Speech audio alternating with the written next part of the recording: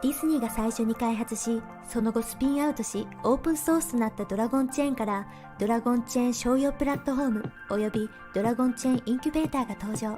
まず資産となるデータの保護に重点を置いているドラゴンチェーンプラットフォームを見ていきましょう。サーバーレス構造を用いた拡張性高いプラットフォームは、スマートコントラクトの開発者たちが Java、Python、Node、C# など使い慣れたプログラミング言語で作り込まれるようパッケージ化されています。さらに、すべてのスマートコントラクトが Amazon AWS とその他の機能にフルアクセスできます。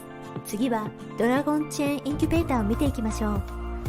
ドラゴンチェーンインキュベーターはブロックチェーンプロジェクトのローンチに必要なプロセスを標準化しました。では次にドラゴンチェーンの市場を見ていきましょう。暗号通貨、マーケティング、法律、ソフトウェア開発、採用といったあらゆる分野のスペシャリストたちが集まるエコシステムになっています。また、この市場には開発者たちが再利用目的で収益化したビルド済みのスマートコントラクトライブラリーも含まれています。最後に紹介するのがドラゴンチェーンプラットフォームとエコシステム全体のすべてのサービスにアクセスするためのトークン化されたマイクロライセンスです。ブロックチェーンビジネスマジック用に設計されています。あなたも最も安全で柔軟性が高くビジネス仕様のブロックチェーンプラットフォームとエコシステムの一員になれます。10月2日、いよいよドラゴン発売開始。All right, welcome to the 176th episode of the World Blockchain Roundtable. Our hosts for today are Andrew and Zach from the Legacy Right podcast, Greg from Rivet. I am William, and I'm Joe, founder architect Dragon Chain. Let's see here. Sean's not available today, and Lisa's out today. We haven't seen Dave for a while, right? We were hoping last week. And John is still missing in the tunnels of New York. Probably safer down there these days. It might be. Maybe that was his whole plan. Maybe he just kind of, boogie. Jumped the gun. Expecting a good makeshift bomb shelter. Yes. おはようございます、皆さん。私はウィリアム。Impressive. I wish I knew. Yeah, I don't know. Anyway, I love that commercial, by the way. That's why I finally found it so I could upload it to this. Japanese language has such a poetry to it. It sits right up there with really beautifully spoken English as one of the world's most beautiful languages. Yep. It's vowel, consonant, vowel, or consonant, vowel, consonant, vowel. So really, yeah. And I used to be fluent in it. So really, having lived there and that's studied cool. it. Wow. I could barely make my way in Japan. I think that was Miss Bitcoin that was the voice that was doing the back when we did that whole thing. It was awesome. They did that. We didn't even ask them to do that. It's great. Okay. Let's see here. Quick update on the Layer ownership token distribution from last week's episode. These are NFTs for governance. Every host from last week will receive 222 lot. Every topic contributor, 111 lot. Last week's theme was nominated by Jacob Wayne, the Great, who will receive 111 lot. These ownership tokens come with perpetual passive income, free edits, and governance votes. That last week's episode was quality blockchain projects that have failed. It's interesting though. In my memory, it doesn't feel like it was a super negative episode. There was actually a lot of good positive energy. It was kind of nice. I don't know where I was. I don't remember anything from that episode. Really? Yeah, I think I must have been in a drunken stupor or something. I don't know where I was. I don't even think I was there. The truth came out. Yeah, I don't remember. I don't recall. But the theme for this week. Twin. By any chance? He's a Fed. He's in Japan. With the other spies. Yeah, you have to watch out. He was pro maximalist, so you probably I guess it doesn't make good sense.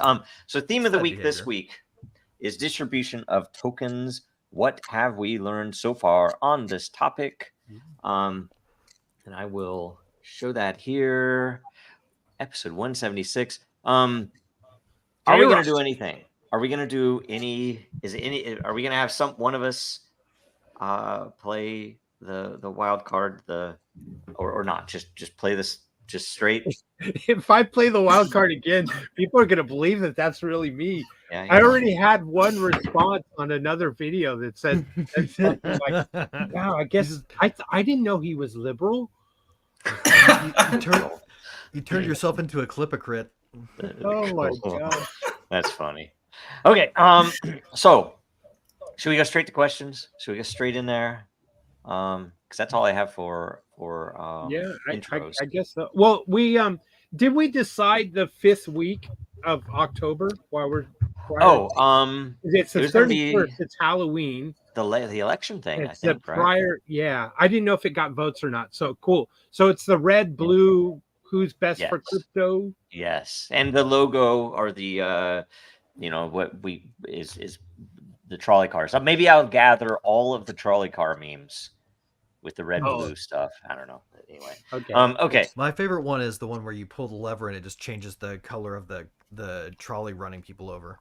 Yes. I like that one. I saw one just the other day that was someone so you're something, I can't remember which side you're on, but that you and a bunch of other people are about to be crushed by a trolley because someone pulled that lever. If you want, you can pull a lever which will crush all of them. It's just funny. Also very similar to actually, if you give the person a lever where they can blow up everyone if they choose once they see it coming, then you get a really interesting game theory problem. Well, that's the Samson option, I think, right? Which is also a current event. So let's go. Taking you with me lever. Yeah, that exists. Okay, so first off, I am for I am.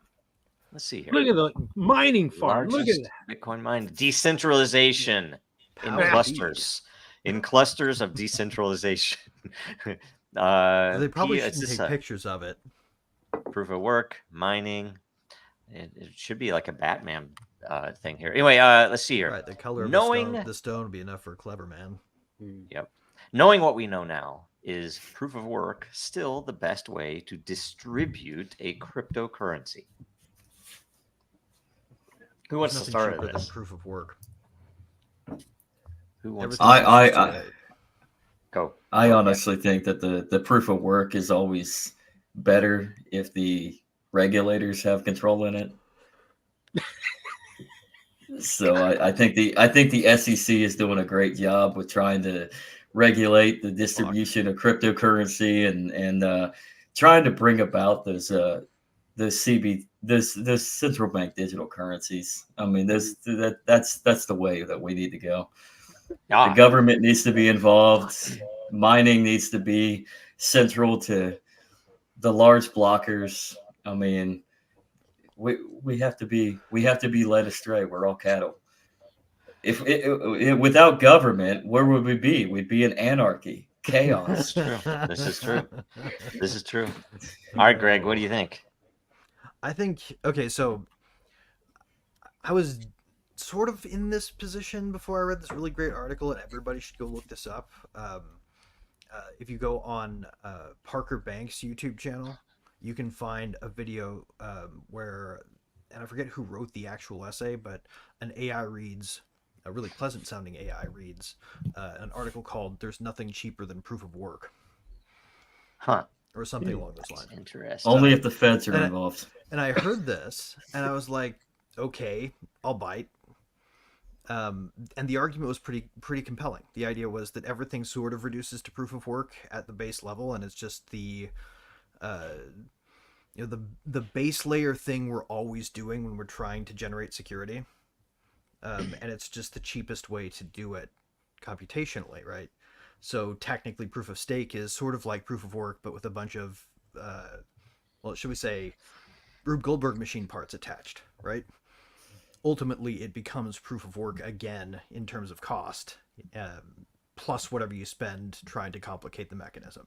Is sort of the argument. Right. So I would say proof of work is still the gold standard. That's why I'm still an ETH classic over ETH guy, even though we're rare. Nice. I love it. William. You better make sure you get your patent on that, though. Otherwise you're a fraud.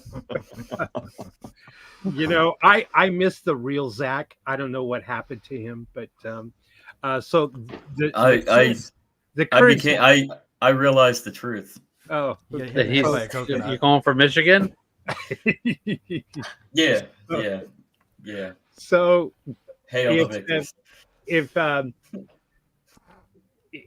I think Zach is turning into the Antichrist, but that's neither here nor there. But the point I'd like to make is Christ. the current idea of proof of work is I think it's kind of evolved because we see alternatives now. We see like a hybrid of proof of work and proof of stake. We've seen just pure proof of stake. But the real key here is the question is distribution. What is the fair and most equitable way? And I hate to use those two terms in the same sentence because I could be thought of as being woke, but which is farther from the truth. My evil twin might be friends with this current Zach here on the screen, but anyway, they use the euphemism for equality. We need to raise people up. Just feel comfortable with equity, because the real meaning of it is nowhere near what they use it for.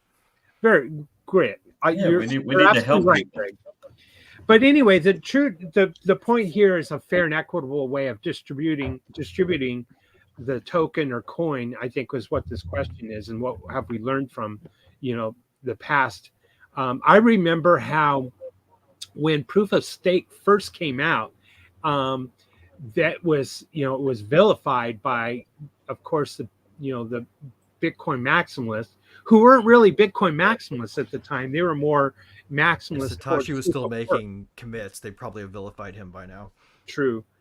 And so the idea was that it was more stable, more secure, a better way to prevent a 51% attack, et cetera, et cetera. So therefore, it was actually a better way to distribute the coin or the coin from a proof of work algorithm. I kind of think that that's blurred. I think there's different ways to skin a cat. No offense to those people in Springtown, Ohio, wherever it was. But Springfield, fake news. That was a hoax, apparently. Okay. Discovered. So anyway, the real question here is proof of work still a better way to distribute coins? And I kind of think that the jury's still out on that. I'm going to be honest with you. I'm not going to pick a side either way, only because new technology is currently in development. We have other versions of proof of work now rather than just mining. Maybe in time will roll out, and the market forces or more efficient way. Now, I will make one other point. Proof of work is interesting in the energy consumption. I remember banking actually was considered to swallow and consume more energy than mining of Bitcoin, which when you start adding up all of the cost of these buildings and people's travel time to and from work and or to and from the bank, et cetera. So I think that as energy production becomes cheaper and cheaper, proof of work will still remain relevant. And it's still the cheapest. Like, when you think about it, the smear campaign was about comparing it to countries and to the number of really expensive things running in the whole world. They didn't compare it to a single monetary system, right? Not one. Had they done so, right, they would have fallen into the problem of like, okay, do we or do we not include the energy spent on gasoline by all the workers at the 50 branches of every brand of bank there is in every city, and the U.S. Treasury Department, and at the Fed. At the Fed, here's the real interesting question about that. They're comparing Bitcoin's proof of work and the amount of power applied to the banks, and the banks do use a lot more power, but Bitcoin can only do 7 transactions a minute or some crap like that. So it's not a good comparison. Now, if you compared it to Bitcoin Cash and pretended like Bitcoin's hash was applied there instead of, I don't know. Anyway, Andrew, Bitcoin Cash is a shit coin. Put all your ducats in a row for Bitcoin. Man, Bear's never going to come on here. You must not like open source software very much because it kind of assumes everybody's going to fork it. So, like if you, for instance, were named Satoshi and you put up some code and somebody that's dangerous. Yeah, that's dangerous. Yeah, somebody needs to control and regulate this dangerous, energy consuming bullshit. But no, we need Bitcoin and government regulators, and we need patents. Everybody needs a patent. We need to know what Andrew thinks. I want to know what Andrew's. Well, looking at it in retrograde, the way that the Bitcoin proof of work has established itself is slowly through like contractions, right? It's in waves and cycles. It went from CPU, GPU to ASICs and stuff like that. If we try to look at the way that like it's been listed as one of the projects on Coin.Dan is that they're trying to do fractional reserve Satoshis. Why can't we, distribute different ideas like that to different models like CPUs? Yeah, or you can go to smartphones for fractional reserve Satoshis. Technically, Bitcoin's already fractional reserve, isn't it? I mean, that's just because Coinbase sells more of it on platform than they possess. Bitcoin itself isn't. Mm-hmm. That's not Bitcoin. Like Coinbase is, and I would say probably Fidelity is, and probably all the rest of those guys that have anything to do with the ETFs. They do a lot of sort of Bitcoin itself isn't. And that's the amazing thing. So here, just like gold itself isn't itself a fractional reserve, but the people who sell you paper gold are selling you paper. Right. Yeah. My thing I wanted to offer here is because I had never thought of this until this question. That didn't the Nazis create the first proof of work currency? And was it not? I mean, it's totally based upon hours worked, and it was a work based instead of a gold based because they were locked out by the bankers and the Rothschilds and everything else. Isn't that an interesting thing? Anyway, they didn't have proof of work, maybe, but maybe it could be applied to something similar. In fact, pioneer the buy it at the company store model, right? That's the essence of fascism. Yep. There you go. Or at least old school fascism. Neo-fascism is able to use digital media to expand the ambit of the public-private partnership. So you could say that Bitcoin is has a Nazi origin. I'm joking. I'm just giving you crap. Anyway, sounds like that's a stretch. All of you are hilarious. It's so funny. Anyway, all right. Okay, next question. Let's see here. The next best crypto fair launch. Okay, that's funny. Next 10x. Should we post that and have all like the gaping mouth face for YouTube? Is that where we're all supposed? Is that why we only have 43 viewers? I'm joking. Question: what have we learned so far in respect to the initial distribution of a coin or token? What's the fairest way to distribute a new coin or token? Is mining algos like proof of work, proof of stake, or other more equitable way to distribute a new coin or token, or is it better to just put 100% of it on a DEX and let the market decide not only the price but how much is circulated in the ecosystem?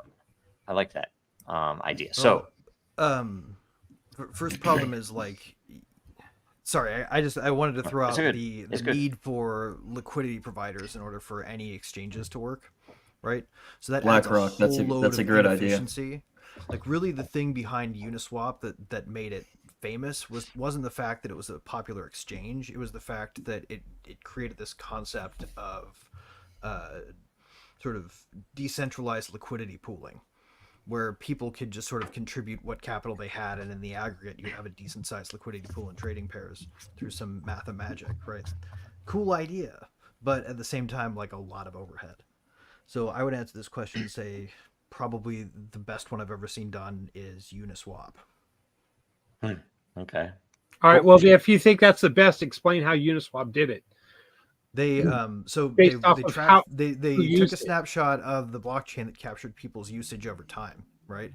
And the longer and more you used it, the more airdrop you got. And just one day it was there. Hello, you've got Uniswap tokens. When you show up on the exchange, you click, you get them. And it's just a reward for all the times you've been using it. right? And that goes also with governance, where you have a quorum requirement, where if not most of them vote, nothing changes.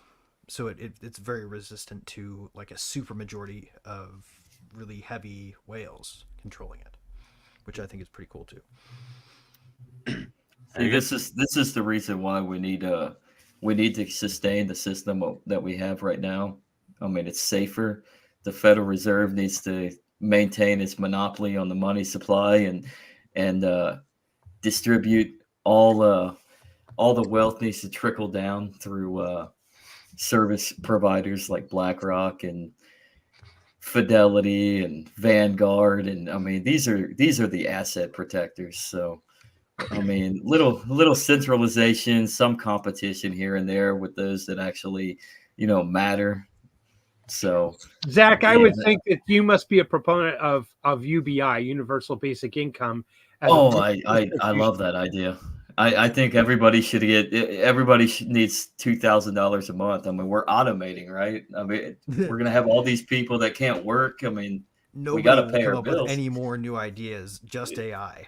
Yes, I mean, Yang 2024, write them in. Yep. So and somehow people are going to find what- the edge of scarcity where they stop wanting more than they have. So Mhm. should a CBDC, how would it be distributed to everybody once it's implemented? Oh, easy, Fair easy. distribution of a CBDC. Easy. I mean, you see what El Salvador's doing? Everybody's getting, I mean, one large centralized custodial wallet. The government controls your means of transaction. Simply put, you're protected and safe. Nobody's going to hack into the government. So is it a feature or a bug that they can also reduce it if you don't do things like buy enough bugs for your protein at the grocery store, or take too many long drives around the neighborhood when you could have taken a shorter road home, Or buy too much steak. That's just protecting climate change. We need to end climate change by law. Okay. It's made by illegal. law. Forcible law. Right. Wait, William, did you answer? No, I didn't. I guess part the Red Sea is what we're at too. I'm looking at the question again. The idea of 100% put on a DEX is seems to be a pretty fair and equitable way to launch a new crypto or token, because nothing has been held back to be, maybe to the creators of the token to get an unfair percentage. And it might be a way to hedge against the Howey test by the SEC. Meme coins, tokens, this is what they do. Now, of course, the insiders know when they're going to launch it, so then they buy it on the cheap real quick before everybody else. Pause for a second, though. Yeah. Suppose you are an open source dev and you're contributing to a project that has almost no resources right now, and the only hope of any of that ever paying out is if you have something valuable enough to run a high premium on a governance token. Right. So they really should get like a decent sized chunk. Like the contributors who built it probably should get like an imbalanced share. Yes, but if you're in the EU or if you're in the US, that's where the Security Exchange Commission and whatever the equivalent is in the EU is going to put down on you and call it a security. They attacked the one thing that they knew they could make a sting with, the developers. And that, I would say, almost like propaganda.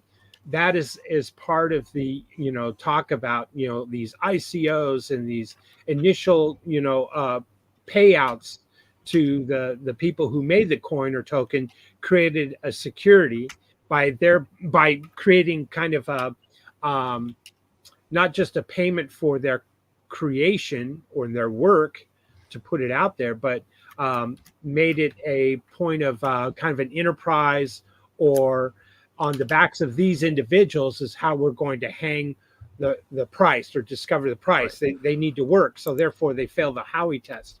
So I think when the whole point of it is to funnel people back into the system where they're protected by the qualification rules, so that only wealthy people are allowed to contribute and enjoy the fruits of capital formation. Yeah, which is horrific. The idea of the retail investor must submit, that they have, $100,000 and fungible assets that that are able to lose to be able to qualify to invest in certain things, in certain products. It's wrong. It's completely wrong. One of the really key thing too, like, have you seen people go into their investment series A rounds, right? Now they go into their investment series Q or AAQ. Like, they'll go through the alphabet multiple freaking times with these fundraising rounds. Nobody ever goes public anymore. Frank Dodd made it so that all of the alpha has been eaten by the time anything goes public. Or how about the it's a beta only market, basically. Look at the ChatGPT way. They were started out as a nonprofit, so therefore they didn't have to pay taxes. They could spend more money on its own development, and now they're converting into a profit entity. So this, if they pull this off with the lawyers and with the government regulators, then this could be a new model for a company to compete. Brilliant. Shitless at the early the era of democratized fucking capital formation. They're scared shitless of it. They try to kill Kickstarter too. Remember that? Right. But I guess the point here then is, again, keeping in mind we're talking about distribution and initial distribution in the question. The propaganda was, hey, listen, if they're already getting a 10% or 20% cut off the top before we can even buy it, then it's an unfair launch. And they would point back to Satoshi and say, well, wait a minute, he was the first person to mine it, and he's got all these Bitcoin. Now, of course, pattern example. That's why he did that. So I guess the real issue here is, Greed. What is a fair way to distribute a brand new coin or token? Corporate greed. You greedy corporatist. Satoshi was a greedy corporatist. That's why he mined all them Bitcoins and stashed them away. He just wanted all the profit. We have to keep the regulators away from it, because then it will be permanently entangled with government. Well, we know you pay off. That would be a good thing. Andrew Joseph, your last name, by the way? It's my middle name. Okay, all right. We'll make sure. All right. What do you think?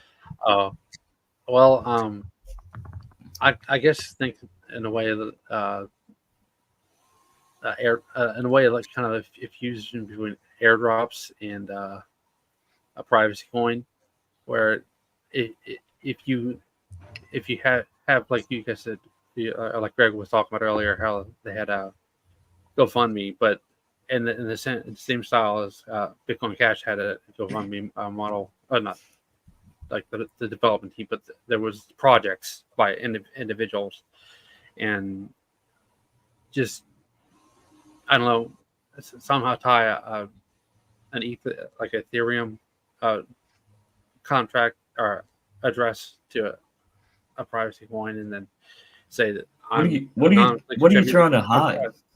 There's an idea. Everything. Criminal? No, I'm just. Are you a criminal? What are you hiding? Yes. No, I'm just trying. If you have these private coins, right, and if you can list that this is like a private airdrop to this specific address. Yeah, sort of like a Tornado Cash style drop bucket, but anybody can claim them if they've got the key delivered to them. Real quick, I want to shine the light on the lack of fairness in the traditional, so the non-token markets. And so you guys, William mentioned the rules for accredited investor, but I wanted to give you like the actual numbers. So you either have to have a certification recognized by FINRA or something that you're a licensed investor or something. You have to have an income of 200,000 in the last 2 years, so 100,000 a year, or 300,000 when you combine it with your spouse. That's just income. And then net worth more than 1 million, either individually or with a spouse, not including your primary residence. So you essentially have to have a lot of money. You can't be just when they stuff you into that house prison, right? When they stuff you into that mortgage prison, you go into a box that locks up all of your net wealth and excludes you from probably the best way to generate it. Yep. And so I'd say the traditional markets are not at all fair. And I think that's some of the reason the SEC exists. And that's definitely the reason the SEC came after projects in this industry because they were radically more fair. Even in some of the worst cases, they were still more fair than what people would get in the traditional markets. That you could actually, I used to say that the big what people think of as the bubble in late 2017, early 2018. I totally disagree.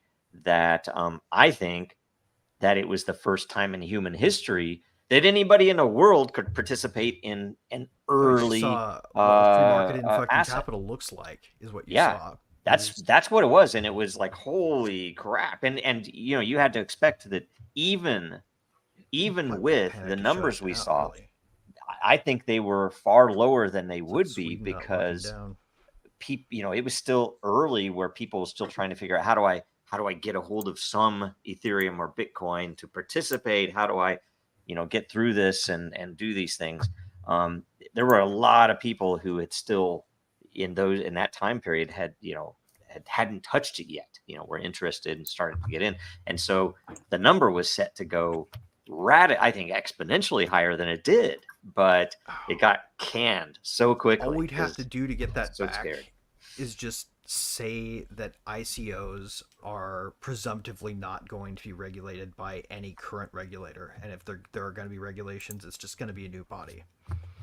Yeah, that would at least make better sense. And just let people go to town and police themselves to the best they can, and also be really tolerant of ideas that fail genuinely. Gosh, that sounds familiar. That's what we did for the internet. As many scammers as you have to be to get one good idea. Yeah, you think about it. That's exactly what we did with the internet. The internet become a multi-trillion-dollar positive for the world, right? Although maybe not for the same people that are against us right now. And then Gary Gensler happened, and they fucking started only doing meme coins. Clayton started it. That's right. Clayton started it whole thing. I've often said that traitor. What we need thousands, hundreds of thousands of ICOs just pop up all of a sudden, all at once, and overwhelm the SEC with ICOs. The SEC was always based on a propaganda campaign by FDR anyway. Now, but before we move on to the next question, the real point is, and maybe Zach, you'll need to cover your. I didn't answer that. Oh, I'm sorry. Go ahead. No, it's good. That was a great law, by the way, Pepsi. Yeah, all chickens should be registered. Everything should be registered. Real quick, I mean, I think behavior, and by the way, or like somewhere else, a well done airdrop is focused on on people's behavior and on-chain behavior, right? And so the tighter, the more granular you can get that, the more fair, in my opinion, it would be, right? That if you can say, here are all the things that the network values, and we're going to measure them and maybe even weight them, and when you've done these things, it's patent. I think it's fair. That's right. Literally going to be, because being especially upworthy on Den in terms of energy, for example, is a stronger signal, but not strong isn't quite the right word. It's a richer, deeper signal. It has a lot more texture. Yeah. But the problem with airdrops is airdrops are a taxable event in the U.S. So now I'm getting an airdrop, right? And now they're going to come after me for taxes on it, and I didn't ask for it. Not if they go out at zero. And if they go out at zero, the world they want to build is where people start arguing over who pays the gas. What was that, Joe? If they go out at zero, they go out at zero, it's not taxable, I believe. I'm no accountant, but if they go out at zero, unless they pass that unrealized gains, capital gains tax, right? But wait a minute. So I get it at zero. It goes to $1,000. What's my capital gain from 0 to 1,000? It'd be 1,000, right? Yeah. Right. So now it's a taxable event, I guess. If you sell it, yeah. Once you sell it. If I sell it at $1,000. Yeah. Yep. Billionaires should be taxed. That's how you fix this thing. Okay. Yeah, there's enough billionaires, right?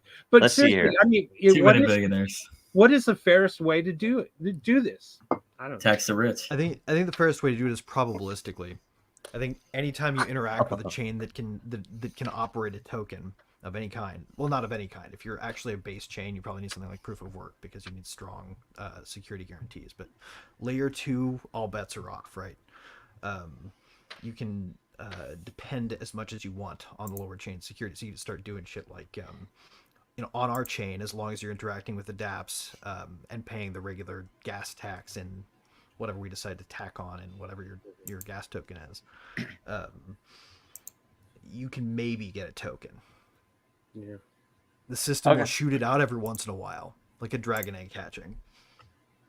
Yeah. Okay. Now, next question. If you were creating a new token and you put 100% on the total tokens on a DEX, would it be considered a security? Note, a lot of meme coins do this. Well, they don't go after meme coins, so I'd assume not, just as an early answer. I think it wouldn't be. There was no pre-sale, 100% of them distributed up front, no monetary investment made at the beginning, and the only common enterprise is the DEX. Or does a website that explains the token's utility and the existence of a DAO mean there's a common enterprise that shows a reliance on the efforts of others? Would the website be the promoter per the Howey test? Okay, so who wants to start on this? I'll start with it. Okay. Well, think about the Ric Flair coin. I mean, I'm sure that was probably 100% on chain or on the DEX when they listed it. He's got a big name, big presence, so he's obviously using that as leverage. Which coin was it? The Ric Flair Woo coin, I think it was called. Oh, I didn't know about this. He's a misogynist. Yeah, back in December. Womanizer. But I mean, disgusting human being. Yeah. Well, he's been around for a while, so he's got a presence. He's got some weight. In this particular case, he has a name. He can help push the token, but these Check these too. meme coins, most of them don't have a name, and it's all word of mouth. So it's always a balance. Right on, William. Yeah, this is a tough one, to be honest with you, because, well, first of all, I don't like the Howey test. I think it shouldn't exist. Neither should the SEC. Sorry, Zach. And then thirdly, I think that to try to come up with a way to dodge this target, if you will, like in the image, it's describing the 4 different, definitions and all you got to do is hit one of them, and you would be considered a security. So yeah, it seems the logical way to approach it is, of course, just throw everything out there from the beginning. Like you said, Joe, it starts at 0, right? Would you put it on a DEX? Of course, if you put $1 as your trading pair and you got $1 billion, then it's $1 billion divided by $1 is your starting price point, right? Once it's put on the DEX. And DEX, for anyone's wondering, is a decentralized exchange versus a centralized exchange like Coinbase. So I think that probably matches, but in my question here, I put like, does the DAO mean that's the common enterprise? I kind of think yes. So there they got you there, even if you put 100% on the DEX. The other question is the website, the promoter. They probably could argue yes, and whoever put up or is paying for the website on a monthly basis is the promoter. And so now you've hit 2 of the 4 points. So it's very tricky. And though. The other option is to, of course, launch outside of the U.S., and that would be my recommendation. I'm not an attorney in any way, but I don't want projects to go out, be put out, rolled out, and then later the SEC come after them for fines and this kind of thing, and destroy a project, and destroy a good utility, a good, solution for the world. That's why they should be, you guys if the U.S. government is going to continue down this path, and the EU is the same, the EU may be even ahead of us. If they're going to do that, then yes, the market forces will win, and they will start launching elsewhere and do these things elsewhere, and Allow me. Americans and Europeans will be shut out of the market unless they VPN or can do some other kind of firewall privacy dance and participate in the market. Allow me to propose something Great. radical. What if instead, try to find a way through the best guess maze of their interpretation as we think it could be one, right? We've already agreed to their rules from the beginning. However, right, like we have Loper Bright Industries just happened, right? Chevron deference is dead. I think somebody should just fire up as many ICOs completely blindly in any fashion they choose and wait until the idiots take the bait and sue you, right? Then just make one argument. Chevron deference has been overturned. There's nothing in your enabling acts. You have no authority here. But that takes money, Greg. I agree with you, but it takes a lot of money. Right, but and there's a lot of attorneys that aren't going to go up against it. There's a lot of attorneys that aren't going to go up against. Wouldn't that be? What if you did? And I'm, by the way, no, I'm not a lawyer, and this is a brainstorming session. And I know people probably are watching me and say, "Oh, ha, ha, you said this, right?" And we're in the middle of a bunch of bullshit right now. I think the battlegram approach is an ideal approach. Wouldn't it be that what if you created a sale for a token which was governance intended entirely to deal with the legal results? So it would self-fund the the legal capacity as a cypherpunk. One time, a bunch of people exported some cryptography code in the form of a printed book, so that they could go to court with the prosecution asking the court to censor a book as munitions. Right. Yes. That's awesome. And they dropped the case and left it alone. Right. This is something that a very few people get to do, is to just be the bull in the china shop that makes them address an uncomfortable question that they should. Well, if we go to trial, I'm gonna, like, for example, how many hundreds of millions of cryptographically signed transactions exist on Dragon Chain, and it's proof of the utility. It's proof of a bunch of the things that we've asserted that they still don't understand. And if we were to bring that in on paper, bound or not bound, into court, it's like, well, right. It's like, wait until they send the general information letter and reply with we're not replying because we don't think you have jurisdiction in this matter. We've copied our congressman. Oh wow. The only thing with utility in the cryptosphere is Bitcoin. Bitcoin, especially, and Lightning was the greatest idea ever. I mean, come on. I mean, I think you have to have everything else is a everything else is a shit coin, and that's why we need government. I mean, Chevron deference. I mean, come on, man. What the hell was the courts thinking?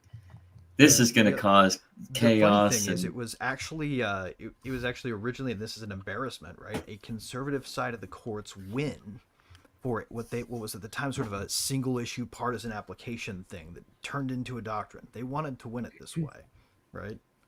What ticks me with the system is that the Supreme Chevron Court case won it, but the previous case, the conservatives brought it up. It illustrated their love for it too. Scalia didn't even abandon it until 1989. But see, here's a real good example. The Supreme Court has ruled on the Chevron doctrine, and but the SEC is continuing to go after cryptos and other whatever things, pick winners and losers, violating the Chevron doctrine because it still has to be challenged in court one more time, and that's so frustrating. That's so frustrating.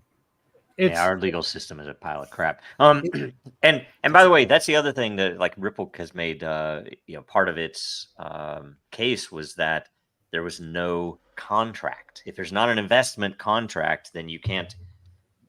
None of the rest of it fits. So it fails the test. So it's not a security. You could literally pitch it as, "Hey, do you guys want to be iconic with me? Fund this. And we'll just go straight on, and we'll come out broke, but we'll have public personas." Yeah, you don't do it. I'm just joking. Anyway, okay. So that was the last question. Did everyone answer this one? I don't know. Did everybody get it? I lost the order. Yes, I think so. Zach did. Started Andrew. Yep, okay. We got it all. So the government wins. That's all the questions. Always listen to your government. They got the biggest gun, Zach. So taxation is theft, and they do it with a gun, or you'll end up in a cage with theft. Yes, it taxation is the price we pay to live in a civilized society. Where you drive on public roads, right? I try to not to. I'll gladly pay a toll road first. Okay, so we're now in. I don't have anything for that road for them, like the potholes driving. Has anybody tried to do that? They don't like it.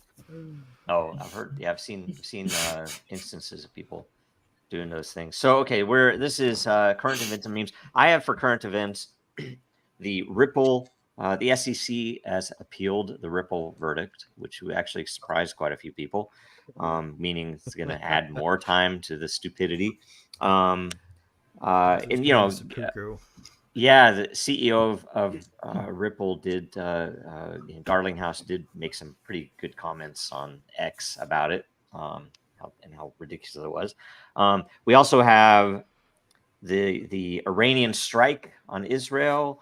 We have the invasion of Lebanon by the Israelis, and we have the dock strike here in the U.S. coming up, which I want to know more about because I've not the mob dock strike. Yeah, I've not had time to pay attention to know how extensive that will be. Right.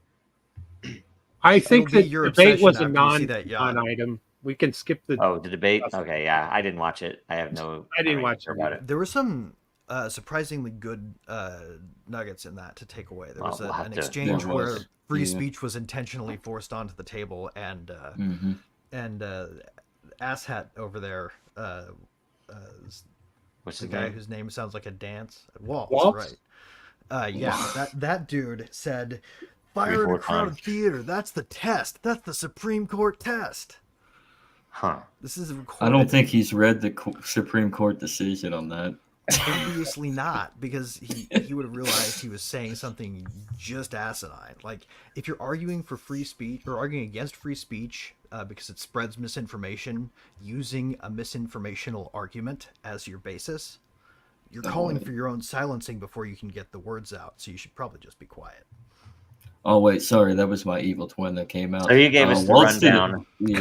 Waltz did a great job, and honestly, you shouldn't call out fire in a movie theater. What if it's actually on fire though?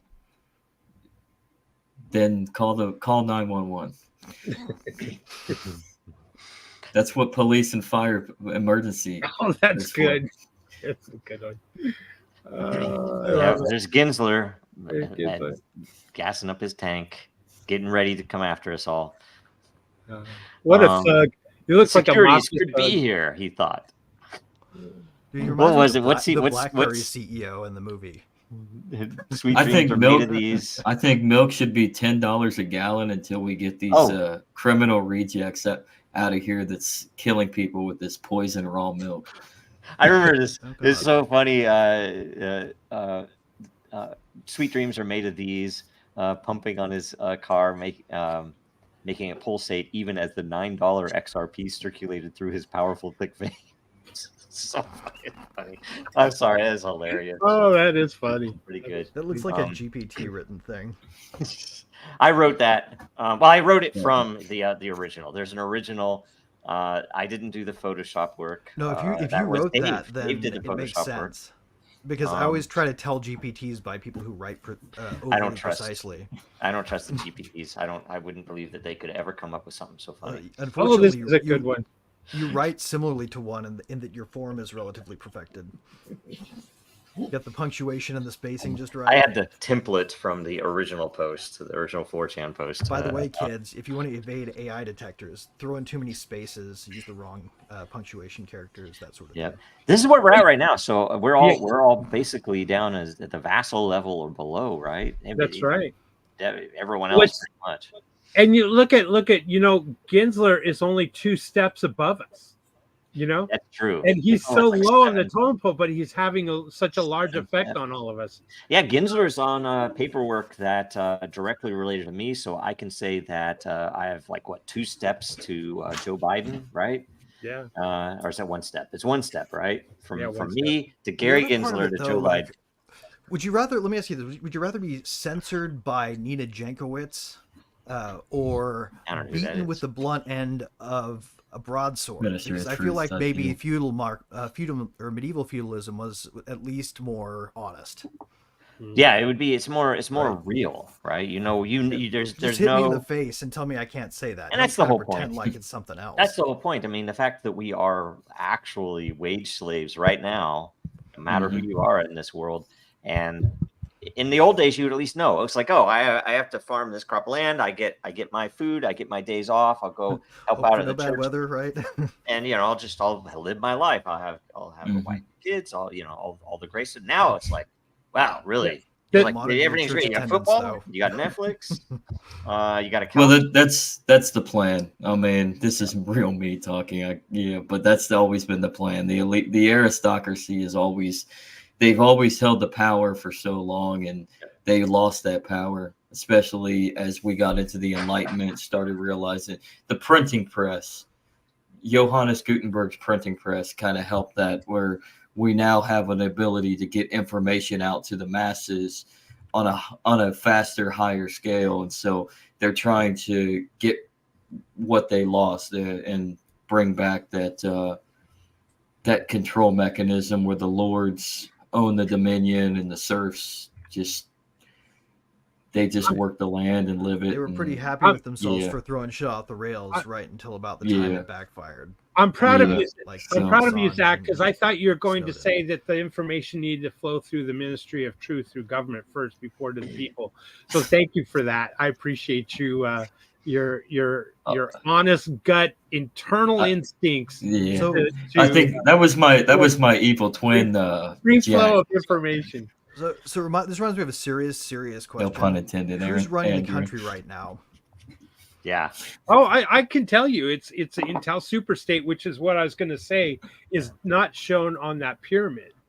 The Intel superstate, your NSA, CIA operatives at the top, and The funny thing is, that's the safe thing to say. But military. Do you think whoever it complex. is handles it in like an everything committee, or do you think they have a more hierarchical setup, right? Like, do you think they all meet all at once, or are there people who are specifically in charge, and if they fuck up, they get fired? Sort of like A little bit of both. One person's over Iran. I think it's more along the lines of they have common goals, common interests, and a common goal point that they want to reach, or goalpost, and so they're working.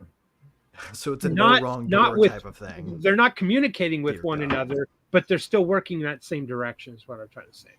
So literally, just whoever you email is supposed to be the person who helps you. It doesn't matter what department. It's intergovernment. A whole of government and society effort is defined by them all working together towards one case. Yeah. Okay. So what do you guys know about this dock strike that might or might not be happening? What is going on? I know that the guy who basically drove it to this has a pretty fancy yacht and some spurious connections to the mob. Yeah, they have. It's just labor. They all would, right? No. Let's look at this guy takes the labor China stereotype and dances on its grave with the ostentation. All right, let's go back and look at history real quick. So during World War Look up the II, yacht obsession. Whitney Webb talked about this in her book. Was that during World War II, they had to be careful because of information that was being stolen through the docks and going back to the evil Axis powers, right? Mm-hmm. So they were having a difficult time infiltrating the dock and the dock workers. So they cut a deal with the mafia, who was already involved and intertwined with the dock and the dock workers. And that's where the mafia and from the docks and the CIA, which later became the CIA, started working together. and it goes back that far. So, that's why you're seeing even today that possible mob connection. I don't think it ever went away. Well, no, I mean, they And just then took the the next model point and I was then going to say is the last strike was what, Jimmy the Carter, CIA and the FBI. 71 Something like or something that. like that, Yeah. or something. Reagan, Yeah, Reagan. air traffic Yeah, controllers. Yeah. yeah. Well, The not for the 81 or dock workers. 82. Oh, I thought dock the work, dock yeah. workers were Yeah, with dock Carter. workers. With Do you love Carter, their insistence upon no automation? It's echoes Yeah. of Ned Ludd. What, Yeah. Let me ask you. Let me ask you one about this for you guys. Like, what do you think could be a cause? Like, I've heard that maybe this could have something to do with, because I think the guy might be like, he's been seen as like Trump or something. So like, what do you think? Maybe that could be a way to tank the economy and the supply chain realm, tank the economy, and then shake up the election to Trump, and then he can come and save the day. Yeah, I think that's a they big say. part of it. I think that's a big part of it. But let's don't forget that the left has kind of thrown out with the bathwater the baby, with the baby being the blue collar worker. So the Democrats have become the party of the elites. Imagine you're this guy. That's who why is the union like didn't a even mob boss who's connected to unions nationally, like the DC office. He's the guy who shows up to lobby, right? Imagine him picturing what the next regime is going to be like, and wondering whether or not he should just play all of his cards because the game might be over, right? Because if Harris wins, then he gets to keep playing. But if we get in fact Donald Trump, and he puts the basically the things he's promised to put in place, some of the very specific ones, like the old executive orders he plans to reinstate, that sort of thing. I mean, it's interesting. It should be trivial to wipe it is out. interesting. It is interesting that you. From a political standpoint. I'm sorry. It's a perfect time. He's still got it. It's a perfect time for them to bring the strike up. Is if even if they weren't colluding with either one of the parties, it's a perfect time because it's going to have the biggest threat. Those containers need to start being unloaded now to get to the distribution and then get to the stores by Black Friday, for the Christmas rush. And they're not going to get unloaded. And then now let's look at other things that are on those containers, all the perishable goods, your bananas and fresh fruit and this kind of thing. And going into the winter months, we've already, the U.S. is already, it's fresh, say stone fruit, apples, peaches, plums, nectarines, these kinds of things, and grapes. They've already essentially worked the very end of that market, So now Chilean fruit is going to start coming up into the U.S. Well, it's not going to be able to get to it because it's going to rot on the ship, out at sea before it can get to the port and unloaded. So we're going to start seeing very quickly a hit, not just to the economy, but a hit to goods and services that are available. And it's going to have a huge rippling effect. I think that's way, man. Yeah, that's where, like, especially with this coming up, like you brought up a good point, William. Like, this is messing with the food supply, especially as we get into the winter months, and this is why it's imperative that you find and make a relationship. Like, go to your local farmers markets, like right now before they shut down for the season, because that's the only way you're going to be able to probably get your fresh fruits and your fresh vegetables, because you're going to have no access at this moment. If this strike continues to go in full, you're not going to be able to get that. So I mean, especially if you don't live like in the open parts of the Midwest, so to speak. But you have a lot of that is locally sourced. Remember, these ships that go to the port, they're offloading, but they're also loading American goods that are going to go abroad as well. Now our exports aren't as vast as they used to be, right? But it's still going to have an effect. Maybe a granary, and the farmer might have gotten paid, but because now it's sitting in a grain warehouse and now it can't be offloaded and put on a boat and say go south, to Central America or South America or to India or wherever. So what's going to happen is these kinds of things take a long time to straighten out. The boats can't stay offshore forever. They have other items and other drops to make, and the ports are going to be filling up with containers. And remember, it's insane. I don't know for many of you know, but demurrage is when there's a delay at the port, and they're charging you basically kind of like when your vehicle gets towed and it's stuck in the impound lot, and they're charging you every day. Well, those demurrage charges are insane. They're extremely they're racking up a expensive. bill, right? And they're racking up a bill for the far privilege of being beyond parked, basically. right, far Like beyond if the McDonald's value. charge you while you wait for your food. Right, far beyond the value that's contained within the container. And somebody and everybody wants to get paid. The container wants their container empty so it can be reused. So they're losing revenue. You're losing revenue because your product is not getting off and sent off to market. And so all that money starts futures flowing markets through are the also economy. getting fucked up, right? And it really, in a very short time, it's going to get devastating. And to put it back, if they solve this crisis, I'll call it a crisis, an economic crisis. If they come to the table and come to an agreement, it's still going to take weeks for that flow to happen. And the container that's got a bunch of rotten bananas in it, it's got to get cleaned out and unloaded and dumped, and that's more delay for that container. You're also going to get a whipsaw effect when it comes out of it, aren't you? It's a huge mess. Stunt. I guess the good thing that comes out of the rotten bananas and all that is you could dump that and sell it to somebody that can turn it into fertilizer and sell it. True. But that wouldn't be Well, there's always pretty reclaim, lucrative. Right? Right now, it's weird to me that you don't get paid for what you throw in the garbage because recycling materials is basically making new commodities, essentially. You should get paid to recycle. There's a lot of goods. All the money. Our medicines come by container ships and so. Here's an interesting idea then. What if we got rid of the big ship and focused instead on automating amphibious container bots, where they could be loaded up individually and immediately start pathing towards their port of call. Well, put an on-chain automatic beeper as they roll by to handle customs. Like a Metal Gear.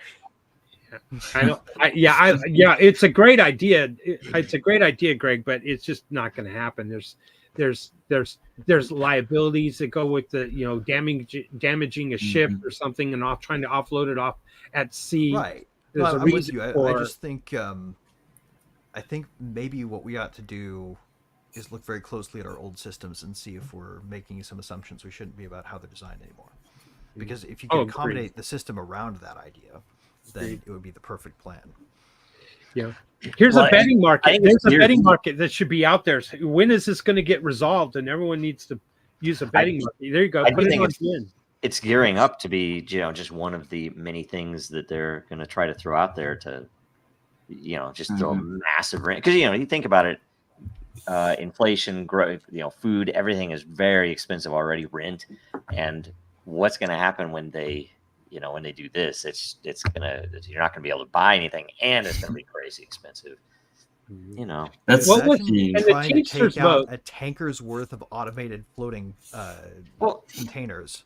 I've seen. I don't know which port it is, or a single missile, right? In China, they're all automated. Like they have any manual stuff is done remote, but then they have all of the actual containers moving around on autonomous vehicles, right?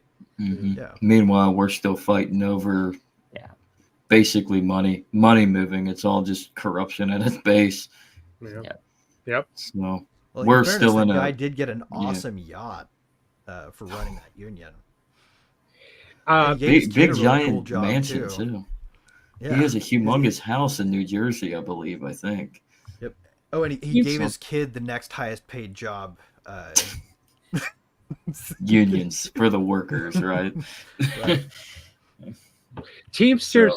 Jack left. That's how I came back. Jack got bored. He couldn't stand your pro market jargon, so he left. Zach's got dead. So I look forward to my next getting selected at an airport for extra screening.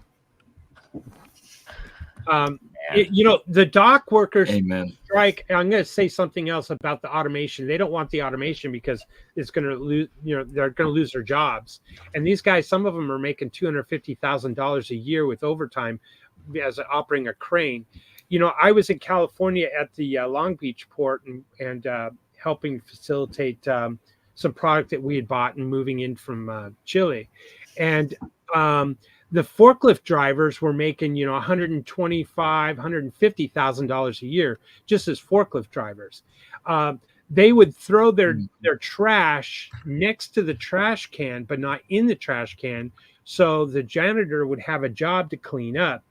And the janitor was making $60,000, $80,000, $100,000 a year with overtime pay as a union. And this, I'm telling you, was late 1990s. Imagine what kind of Long capital Beach you would port. free up in the real economy. But that the does issue, valuable things if that didn't happen. true. But the issue here is we're going to see this in other industries as robots become cheaper and cheaper and are trained and implemented in different various jobs and aspects of our lives.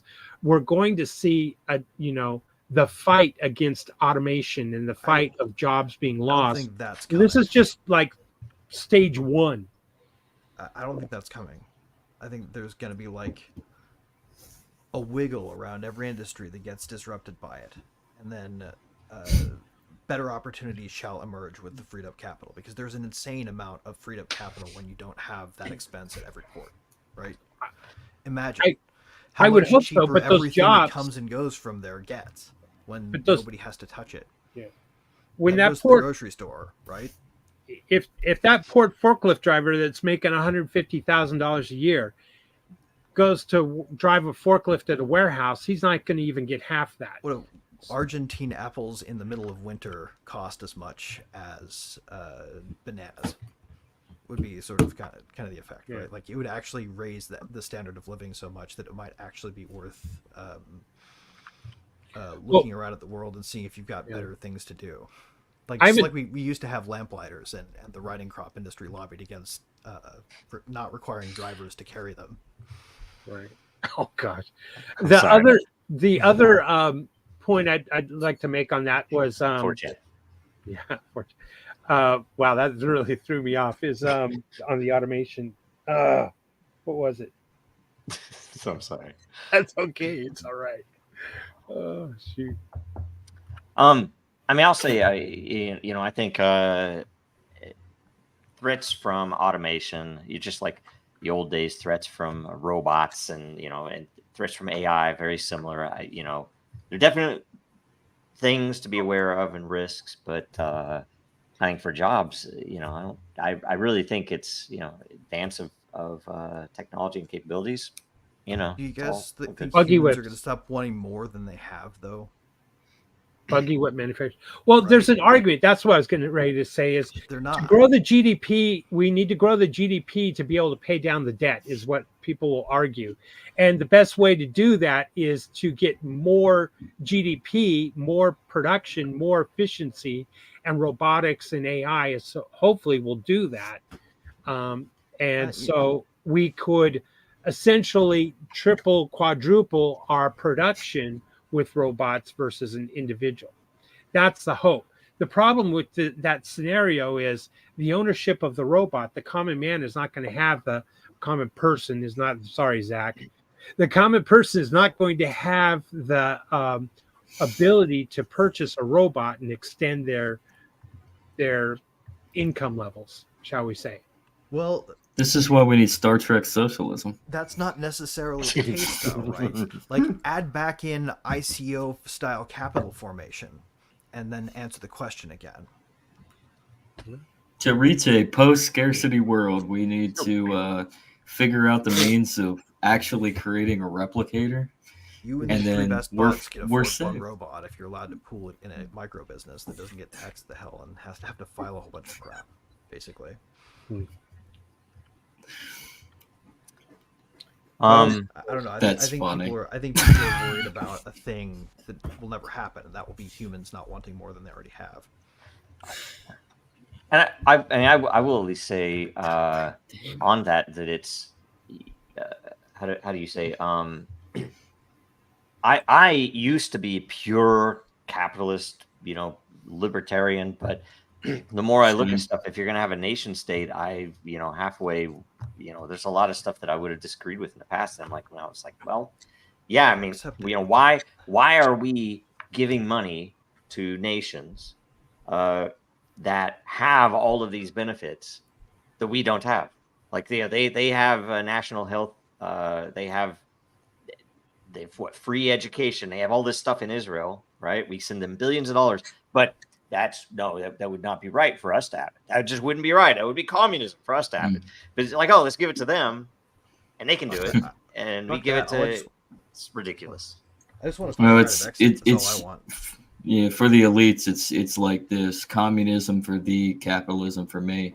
Really, it really is. So those at the top just. They want us in nothing. They want us nothing. So dude, we haven't had capitalism. We basically. Yeah, but that's the thing. I mean, a free market would be great, but at the same time, if you're going to be paying taxes, I'm talking about a free market in capital. Bring back the ICOs and see how people feel about the optimism of starting a new venture. Yeah, I mean that's the truth. I mean, like I went from being, oh my God, this is the new way to do things, and how can I fit it in a way that is rational, fair, transparent, and voluntary, and decentralized. And I went from that to being so black-pilled that right now I will tell you, I would never start another business in the United States ever again. Me too. It's too much risk because it makes no sense. It's like, screw it. It's dumb. It is the dumbest thing in the world. Agreed. Dude, I mean, yes. Have you seen Jeremy Kauffman talk about librarian ever since that happened? They killed his fucking will to build. And it's sad because library was a great product, and it really would have gave YouTube a run for its money. I firmly believe that, especially with the censorship. And unfortunately, I like Rumble, but Rumble is centralized, and I think it's going to fall into the same BS, and you'll have two competing echo chambers of neither one. With just shadows of small shoots of truth. Depend on people we trust in current business mode, right? Like the problem blockchain solves is that you didn't trust anybody. It's that trust was such a rare commodity. Yeah. Well, there's other alternatives to. Yeah, exactly. Don't invest in one platform, but as far as platforms go, the CEO of Rumble is probably not going to bend unless they beat him in public. You'll know when it happens. Yeah. Well, there's other alternatives to both Rumble and YouTube. They're so small down the chamber that you're probably not going to see them get exasperatingly larger. I mean, they're not going to be able to truly compete with YouTube and Rumble. That's a sad thing about what happened to Library, because they actually had that. We had this back in the 1800s. That's what Lysander Spooner was trying to point out for a long time, and eventually he had to capitulate because he didn't have the same kind of credit that the federal government had. So. Yep.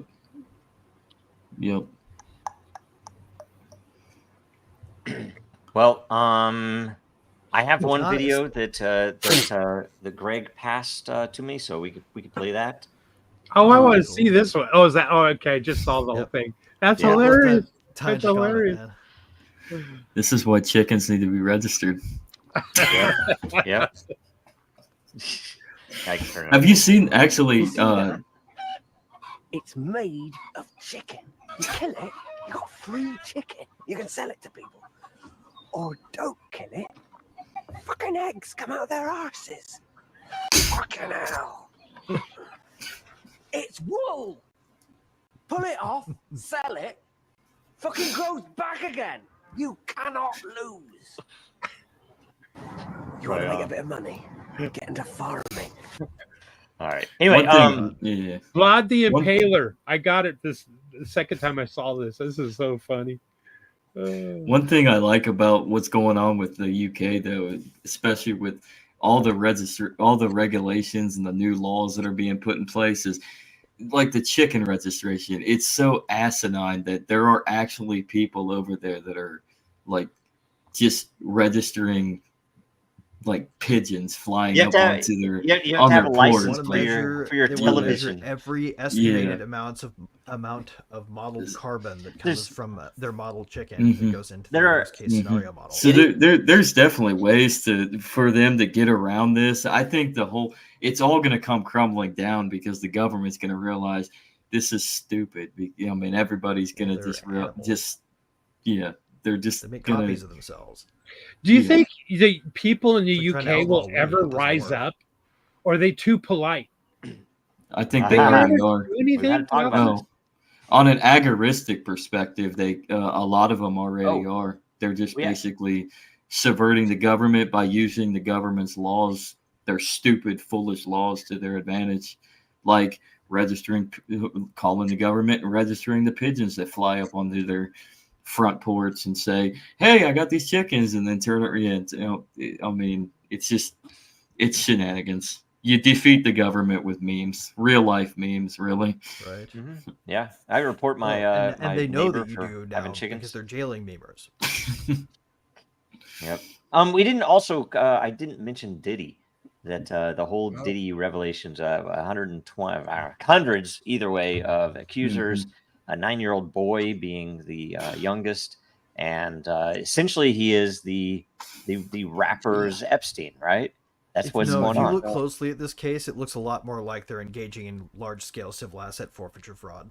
Well, you think call it whatever it is. I would say that swear to it's. God, like, I if you would actually say look that at it's law of it and look the. past the salacious details. There's not I would much say meat a to the better case. description would be Israeli or Intel Superstate, or whatever you want to politely say, a version of child rape blackmail, so they control not only Congress, because they have Epstein had it with Congress. This is with the entertainment industry. And there were actors. They had it there on a were fuse, man. musicians. It's just COINTELPRO. Yeah. So either Well, way, the- it's yeah. child rape and it's evil, Yeah. and these people should be Right. ended one way or another. Especially I know- anybody who maybe did that because they wanted to catch somebody with bad photographs, so they had power over them. He's going to Epstein himself. Yeah. Another topic. Did any of you see the Julian Assange Yes. speech? I watched a little bit of it. It Yeah, was good. It was Yeah. good. he's back It shows like finally. when God. Trump appointed William Burr and Oh yeah, Pompeo. those guys are crooks, right? The weapon dude. CIA they backing. made for Intel our Super side, State though, people. Bad news. like, he's our Nelson Mandela. He's the fucking cypherpunk Nelson Mandela. Didn't free Pompeo? Yeah, with all that gravitas now. Mike Nobody can look Pompeo? at him and say he's Yeah, arrogant. He's didn't- been imprisoned. He's a yeah. wizard, man. Didn't Pompeo actually as the Secretary of State under Trump? Didn't he orchestrate a plan of assassinations and try to actually CIA. have He was Assange CIA. assassinated? CIA. That's when he was CIA. He was both. He was Secretary of Everything. State, then he became CIA. Well, I know he think, was CIA. right? Yeah. They had an Yeah, I FBI forgot he tail on was his wife CIA, and kids with a mission to get one of the diapers. Really? Well, don't you guys look up Disgusting. how MK Ultra works and what is Yeah. known? What Cointelpro. little was declassified about it, and how freaking unbelievably sci-fi, unbelievable. You wouldn't be able to make a movie about this because no one would believe it what they did. Actually, dude, have you guys seen the new Nobody Wants to Talk About Jacob Applebaum documentary? No. No. This needs to be watched. It's a little bit of a trick. You have to have a VPN that can go to Canada. Because it's on the documentary channel. Or you can skip it and go to the IPFS link that I have if you want it. Who So is Jacob I made a copy. Applebaum? Applebaum. Jacob Applebaum was at one He has a point Wikipedia page, man. the- I don't trust I don't trust him for shit. If I've never heard of him and he has a You, Wikipedia sir, page, need to watch this I before think- you say that. I think, because what I understand on Wikipedia, you can only Jacob have a Applebaum. Wikipedia page if you are quote unquote notable. And if I've never heard was of the you before, first- and I see they were fully he extensive, he and was it's the not been first removed. trial case on the He went to hit him with a University of sex scandal smear. Washington's. He was at WikiLeaks, so that's a positive. Okay, let's go to early life. Early life. Tested out of high school, went to junior college. What? Dude, Jacob Is he the one that is a legend. was arrested that It's Julian Assange was talking about in his he's speech? IO error. He's like one of the OGest cypherpunks since He's the an list atheist, ended. Jewish background. Why is that in personal life instead of early life? I thought that was the other way. Anyway, whatever. Surprised nobody else knew him. Geez, yeah, I've never heard of him, right? So anyway, and that's I just say WikiLeaks, or Dude, sorry, you guys need to see this Wikipedia. film. I apologize. So okay, maybe watch that. It shows you how COINTELPRO works. Why I swear isn't to God, it open there's source? literally- Why is it on? Why is it behind a paywall? Because there were threats made to the filmmakers for making it. I don't know. I don't know if I like the guy. Look at his. Dude, you really need to see it. I swear to God. I don't know if I trust that guy. That is such a document photo. He looks like a Jew. Is it? Is Dude. it? Okay. So anyway, let's see here. Fuck, really? The Let's see here. Iran strike. Iran strike. So what do you guys think of that? They hit that. They hit apparently only the airport, the air base, if that's correct. I don't know if that's correct or not. And the Iron Dome did not fully work, I guess. Well, right? hold on. Or they let it. Or because originally the Israelis and the U.S. media was saying that the Iron Dome did work. And I got a personal story in this because our 17-year-old came to me and says, hey, so, because he's starting to have these questions about the government, and I don't know where he's getting those ideas, and questions or doubts about the news and information he's gathering. And he's only 17. He's never been involved. He's very apolitical, right? So he asked me the day before yesterday, he says, so can you give me some kind of news places I can look at on my phone? And I gave him ground news, and I told him it's going to give you a filtered right and left side, but all of the sides of information is probably propaganda. But that's a good place to start. And then I told him also about redacted news. And so then he goes to redacted news, and he tells me yesterday, they lied. I went to ground news, and they said that Iron Dome protected them. And then I go see redacted news, and it shows that these even hypersonic missiles are getting through and striking the airport. They lied to us. The government lied, and it was both conservative and Democrat, liberal. They lied to us on ground news. I thought it was hilarious. You showed him the Purple Empire. Good job. Yeah. So I allowed him to discover that on his own. And he says, oh, wow. So these people from Redacted, they're Americans, but they live in Portugal. Is that why they're seeing things that we don't see inside the U.S.? Yeah. Smart kid. Dude. I like Blow them your though. mind is They you change really do localization and do the present same a thing. nice perspective on Redacted. It is a good site. Which that's what we need. We need a little bit more clear messaging. And the Russia. Also, I think and an that kind of astute thing. choice because it doesn't go as far afield as maybe like So- Zero Hedge. It's just like a group together. The Iranian strike, the invasion of Lebanon, ongoing Gaza stuff. I have seen fewer dead babies on X because they're showing more missiles hitting Israel instead of showing as much in Gaza. But I'm wondering, where do you guys think? What do you guys think about this? Because I think it's like, holy crap, it's obvious. I've been saying this for months. Everybody else has too. That they want a war. They're trying to create a war. Building towards it, yeah. That was the whole point of the together. war. Of the Yeah. president is to be the commander in chief, and we have one that is literally suffering from mid to late stage dementia. Yep. But he's Somebody not else is commander in doing chief. it. Somebody commi- else is doing it. He can't even Somebody command his else, own yeah. ass. Right, I know Yeah. exactly, but they're still saying it's Biden. They're still releasing fucking statements under his name, like he's talking about it. Yeah. Well, they have to Is do it that constitutional? because he is president. I mean, they have to make it look President. like he's president. So when Yeah. was the last? Was it not When like let's say by year or decade? What would you guys think was the last time that our republic was constitutionally sound? That it was actually what it claims to be. When did that end? Articles of With Confederation. Okay. I don't know. It ended with Lincoln when we went to war with each other. But yeah, to William's point, the That's probably Articles true. of Confederation. You could say Whiskey Well, I mean, Rebellion and was the that was when they beginning of it. started Like, might be this- Yeah, small. but detonating Whiskey Rebellion like the writ of was habeas after. corpus went out the window the because Constitution. of Abraham Lincoln setting a precedent, essentially. Yes. Yep. Yes. You know, Well, I think what Lincoln did was he set the precedent for the utilization of what the Constitution, from my opinion, was meant to do. With those pesky Bill of Rights getting in the way, that got added so we could later. But Madison was always right about it being unenforceable against a corrupt regime. yes. mhm. Yes. Yep. Well said.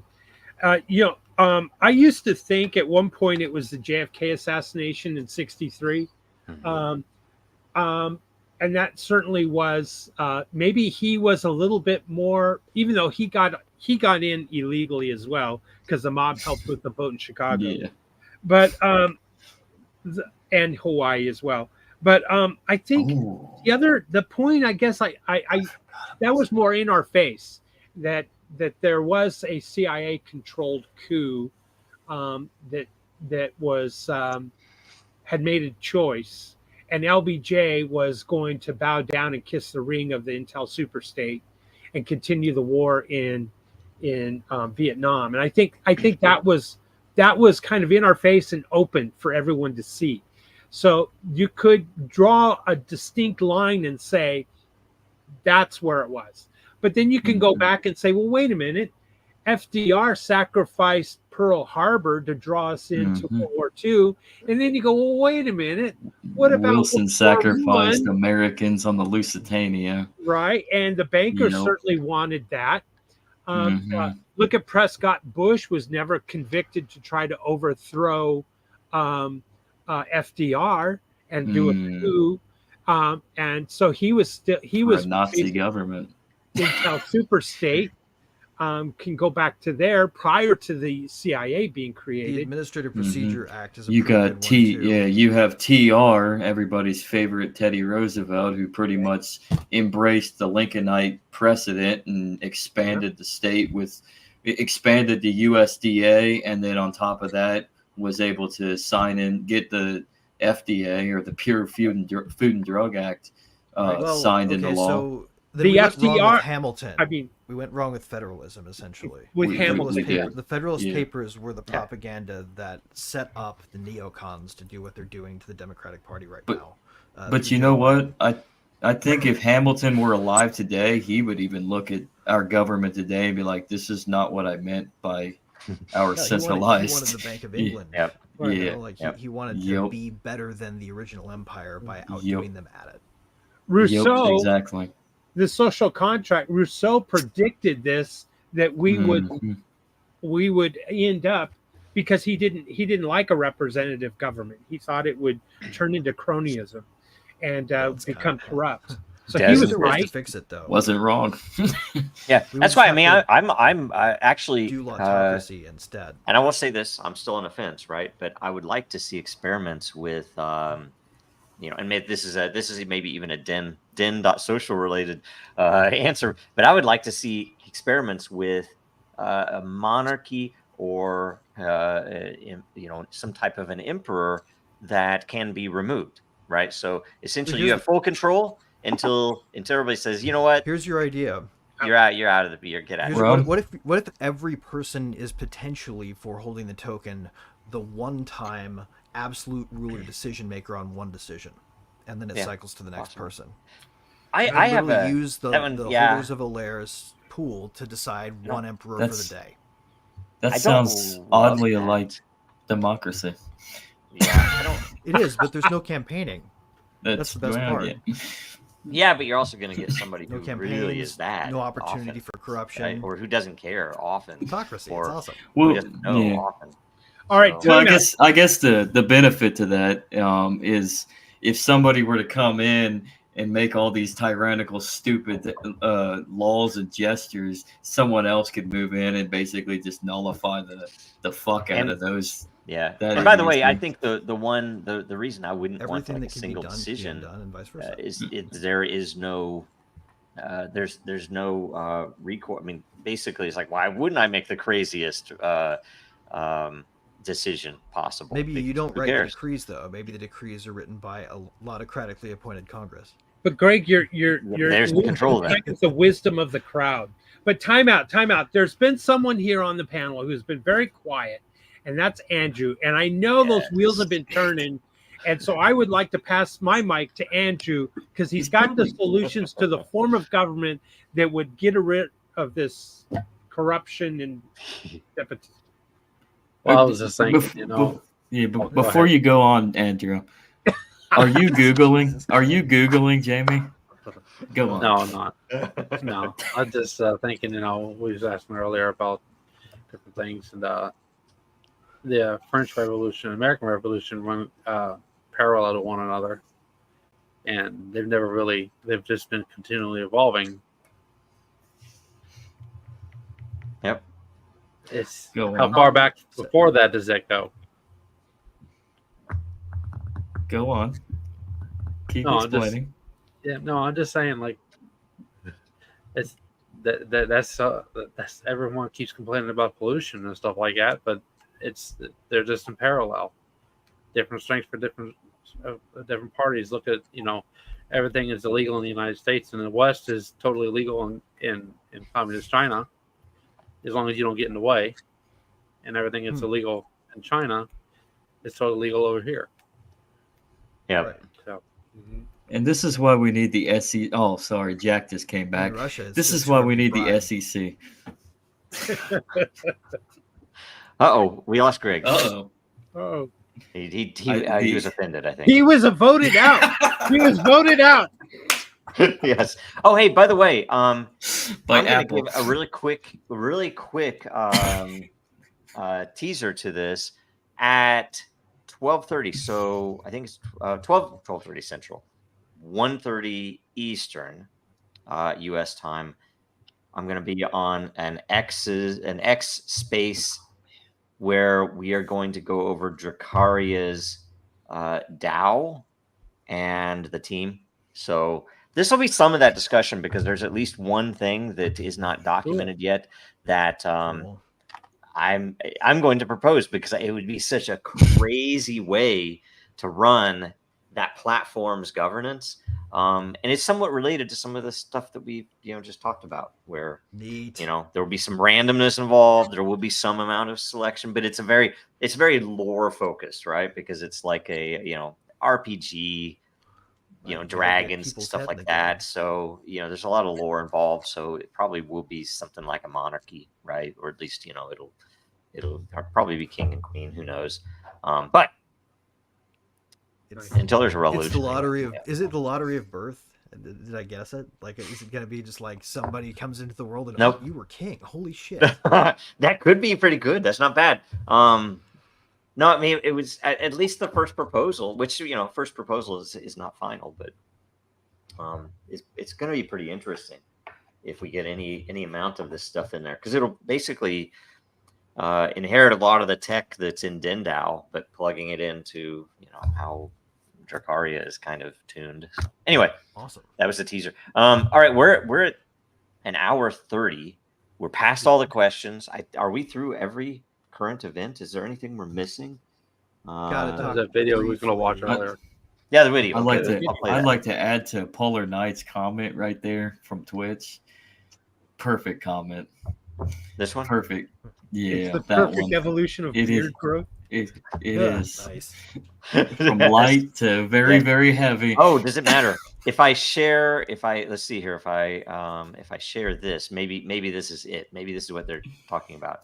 Are we in the proper order? Do we need to move the order around here? Someone set let's see this here. up. What is this? Rescue the is- Republic. Maybe This like was really this, good, by right? the way. Is that right? Yep. And do we have the beard growth correct? I didn't realize what they were Oh, yeah. saying. Everyone until- get in line. Oh, it's like boom, boom, boom, boom, boom.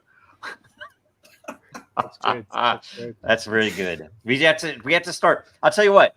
From now on, at the beginning of the episode, before we go live, we will decide how we are going to sort the camera boxes here. Okay, and then the people will have to decide what is the sorting. What's the key here? What's the pattern? Right.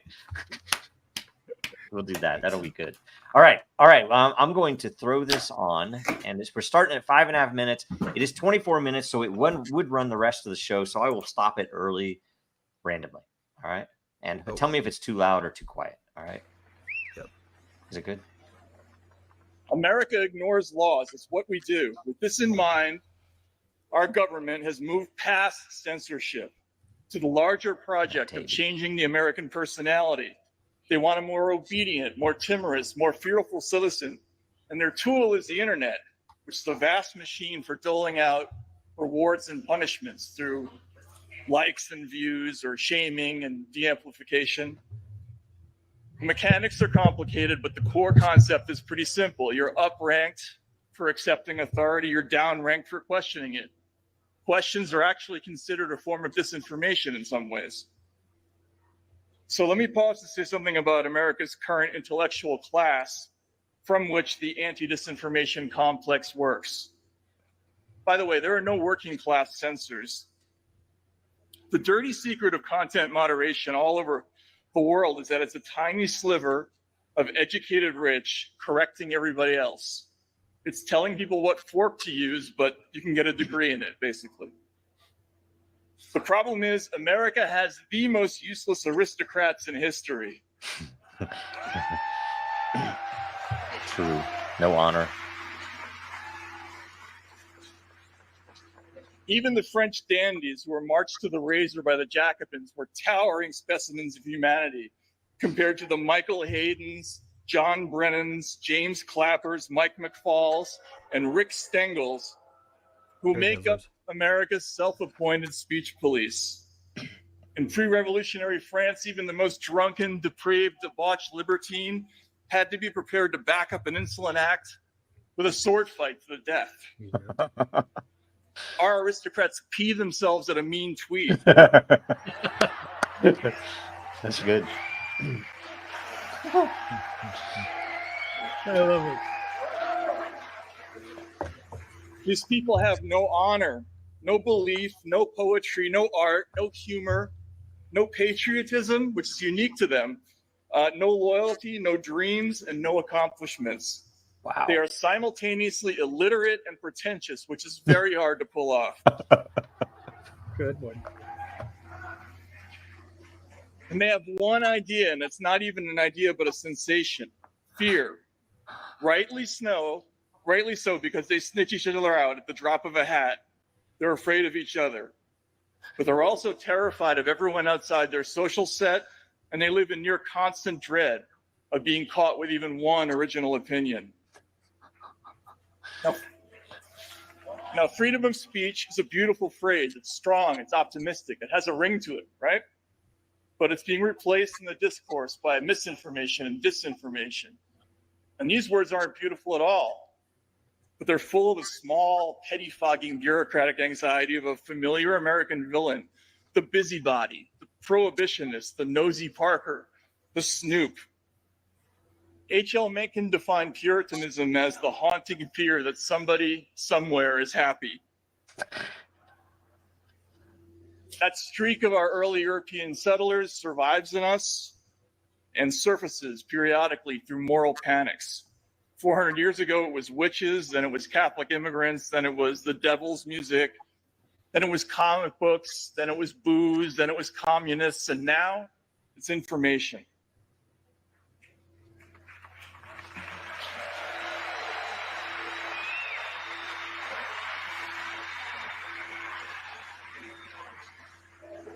And because freedom of speech is now frequently described as a stalking horse for hate and discrimination, the phrase appears less and less. Speech is mentioned in reputable media really only as a possible vector for the disease of misinformation or disinformation. And for most people, the only thing that will remain of this issue soon is a little flutter of nerves reminding them not to think about it. That's why it's important to understand the end game of the censors is not controlling speech. They're already doing that. They're already removing speech. The end game is getting us to forget that we ever had anything to say.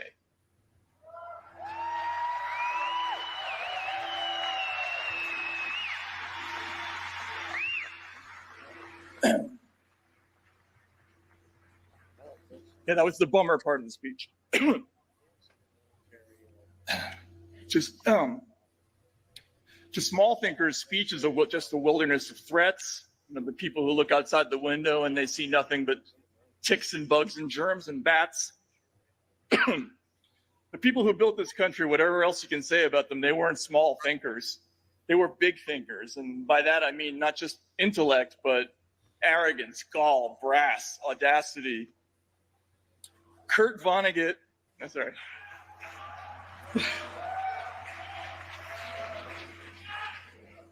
Kurt Vonnegut called the founding fathers sea pirates, and he wasn't far off. These guys stole a continent from the King of England and got away with it.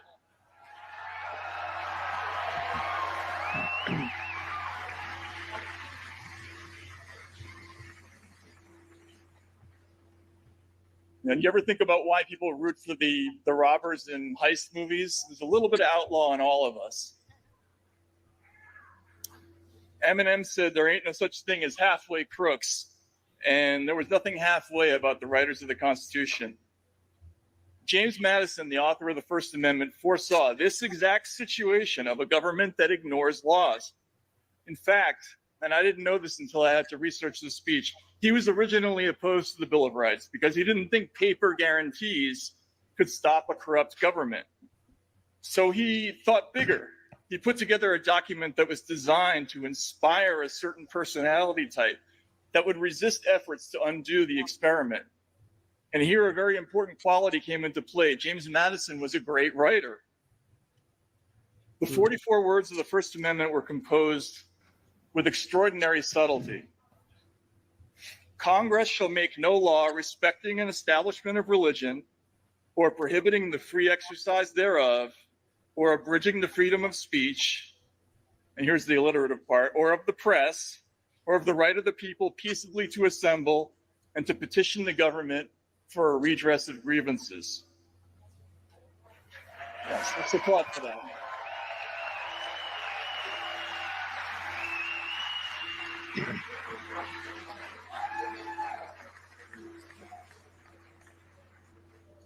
Now, what was he saying? The First Amendment didn't confer rights to the people. It didn't entrust government with guaranteeing them. Instead, the founders stood to the side the way an old country recognizes a new country, and they simply acknowledged an eternal truth, the freedom of the human mind. And this is what censors never understand. Speech is free. Trying to stop it is like trying to catch butterflies with a hammer or stop a flood with a teaspoon. Choose your metaphor, but it's a fool's errand. You can apply as many rules as you want. You can threaten punishment. You can lock people up. The human mind always sets its own course, even in spite of itself.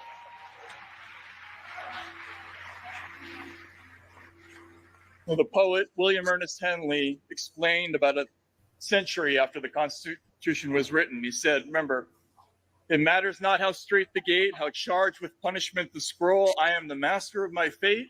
I am the captain of my soul.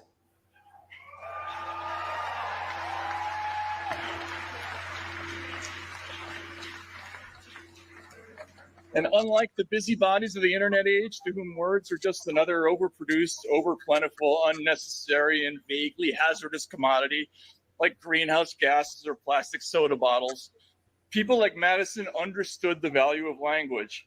In 1787, you might have to walk a mile or 5 just to see a printed word. And it was probably the Bible.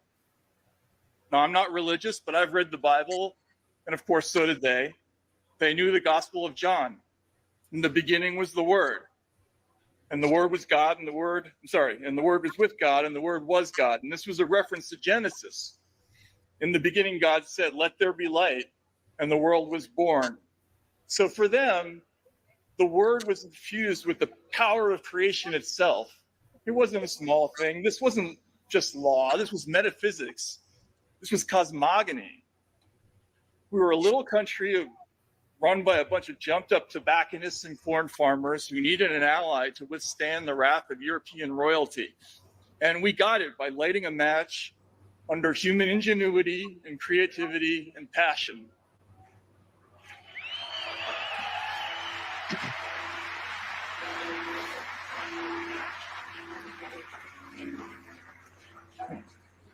Now, what was the American personality? Madison said he hoped to strengthen the will of the community, but other revolutionaries weren't quite so polite.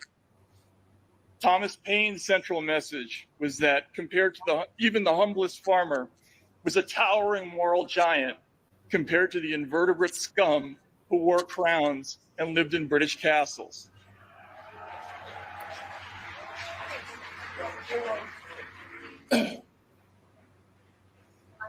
Common sense told us to stand up straight, never bow, especially not to a politician, because as Paine explained, and I want you all to think of John Kerry and Michael Hayden and Dick Cheney here, men who look upon themselves as born to reign and others to obey are frequently the most ignorant and unfit of any throughout the dominions. That's true. Very true. Yeah. Oscar Wilde noted ours is the only country in the world where being a kook is respectable. Every other country shunned the tinkerer or the mad inventor or the crazy genius, and they cheerfully donated them to us, which turbocharged our American experiment. We welcome crazy people. And the world has light bulbs, the telephone, movies, airplanes, submarines, the internet, false teeth, the Colt 45, rock and roll, and monster dunks as a result.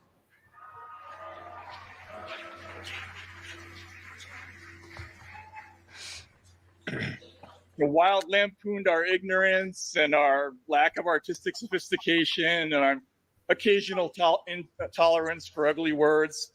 Hilariously, he refused to speak at a town that named himself Griggsville. He didn't want to encourage them. But his final observation about us was a supreme compliment. He said, "The Americans are the best politically educated people in the world. It is well worth one's while to go to a country which can teach us the beauty of the word freedom and the value of the thing, liberty." In my 20s, thank you.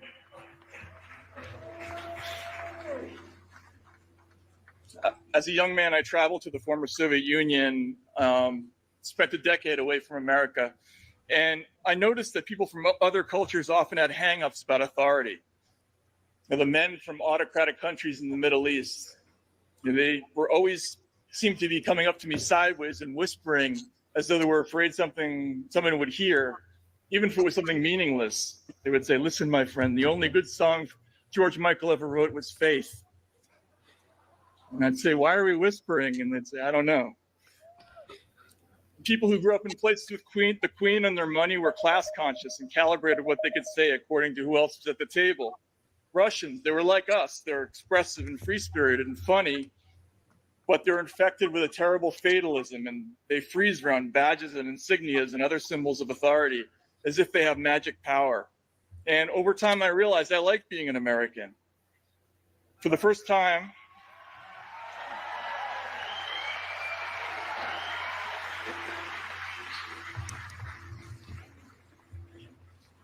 it's really something to see the American experience through the eyes of foreigners.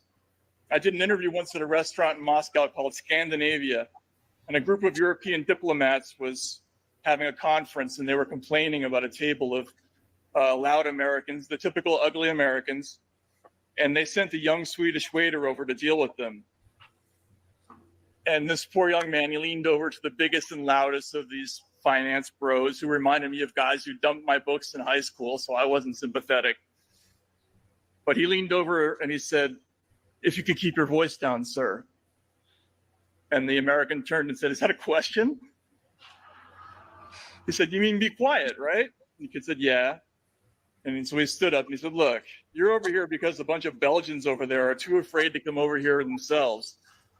You're carrying that like the weight of the world. I can see it. Let it go, man. And now even the diplomats grew spines. They said, hey, we're not Belgians. The Americans said, you're Belgians. And he gave the floor to the kid who said, please be quiet. And they gave him a $100 tip. And the kid walked around the rest of the night like he owned the place. And he probably went on to, I don't know.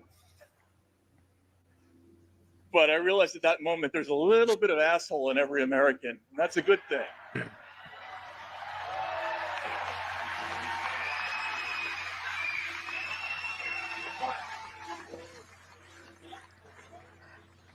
William Blake said, always be willing to speak your mind, and a base man will avoid you.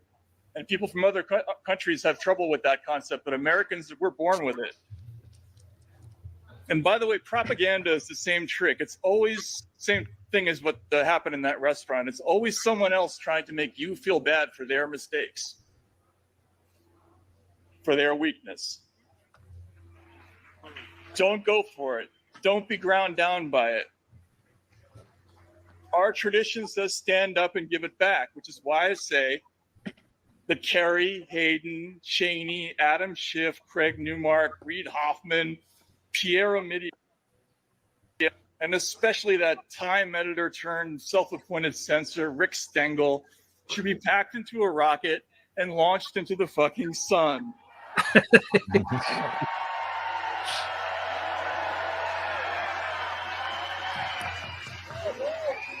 All right, we got 4 minutes left on this. 3 minutes left, something like that. Then we have to give quick And let's outgoing. be clear about our language. Madison famously eschewed the word toleration or tolerance when it came to religion. I yield my time. He insisted on the word freedom or liberty instead, or free exercise. And this became the basis for the Virginia Declaration of Rights, which became the basis for the Bill of Rights.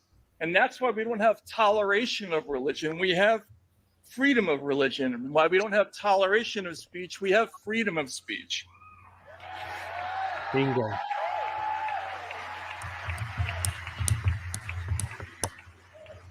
That's using the right word at the right time. So to the people who are suggesting that there are voices who should be ignored, or people who are suggesting that I'm saying that I'm encouraging mistrust or skepticism or of authority, or that I'm obstructing consensus, I'm not encouraging you to be skeptical of authority. I'm encouraging you to defy authority.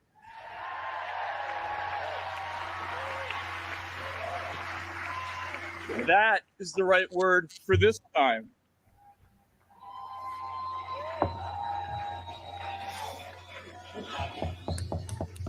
And to all those snoops and nosy Parkers sitting in their Homeland Security funded centers of excellence, telling us day after day we must think as they say and vote as they say, or else we're traitorous, Putin-loving fascists and enablers of dangerous disinformation.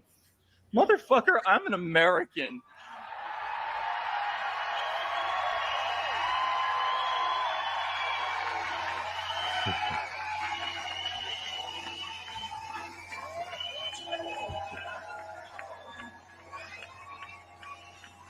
That shit doesn't work on us.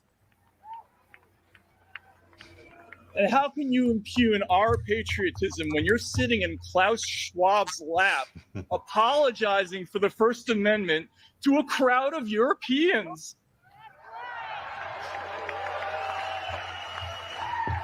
Look in the mirror. We're not the problem. You're the problem. You suck. Thank you.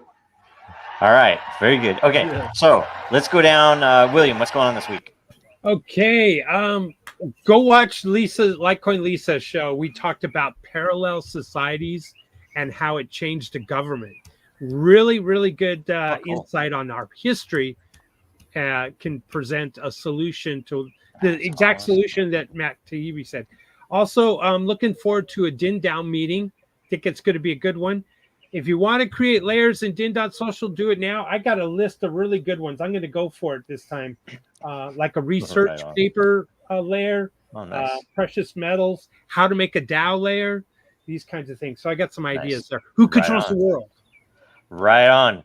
Andrew. William. He controls the world. Andrew, what's up? Just been working on some video editing, and I did create a Den.Social account and introduce myself. I'm trying not to flood it or anything with quotes. I'm just trying to, slowly integrate into it. So I'll do a couple quotes. So just keep making small progress. Awesome. Greg, if you're at all interested in the change my view layer, I bit off more than I can chew with that one, but somebody wants to run it. That is excellent. Let's see here. Zach. You can check out The Legacy, right? We are now episodic live on Friday nights at 9 p.m. Eastern. I got to learn to say Eastern because of different time zones, but Eastern on YouTube and X, and just chucking away and trying to expand this thing. So okay. At the Sonic, you say? What is it? At the Sonic, you say? Episonic. I'm sorry. It was like you go to the Sonic drive-through, and I'm sorry. I was like, must be my my southeastern Indiana twang. All right, here are the introductions of. I'm gonna have to split up. How much? I don't know how much energy I have. I'll split it up between the two of you. For me, in 30 minutes, 33 minutes, give or take. Spaces on X, go to Dracaria World. It'll be about the DAO and the team this week. And there's a gateway key giveaway, so you can get a gateway key, which is the only way you can spawn a dragon egg in the Genesis season. So anyway, have at it. Thanks a bunch. This was a good show. It was fun. We got through everything pretty quick today. It was pretty efficient, right? Okay. So one thought. Yeah. Roman Storm. Open source developer built Tornado Cash, which is now being treated like an entity on a list it doesn't belong on, and he is facing indictment for charges related to that treaty and others. Ridiculous. Is it EU or is it US doing that? The people are going to say a lot of stuff about it, but the way to boil this down in your minds is this is the case for vicarious criminal liability for software developers. Mm-hmm. This is what this will create. Mm-hmm. If you wrote something that somebody uses to do something that they don't like with, you're the criminal. Yep. All right. Jack returned for a second. That's a good thing. Centralization's great. So we want justice.org should be someplace nobody goes by your estimation then, because that's where you can go to donate to their legal defense. Right on. All right. We'll see you guys. Hopefully Zach will be back next week. And we'll anyway, we'll have a good show again. Next week, by the way, let's see here. Next week is layer 1s versus layer 0s, right? It's the second week of October. Make sure you share this episode. The more you share, the more everyone will get that participated. So you make sure you like and subscribe and all those things. And we'll see you next week, right? Talk soon. Thanks a bunch. Thanks for watching.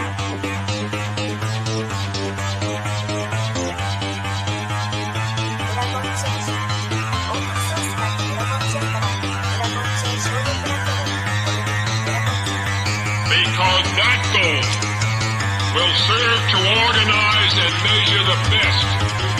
Adaptable, raw capital, label radical yet rational. A tactical approach is palpable if this animal is fallible, but that conclusion is laughable. So with for all detachable from the mandible, you see it now.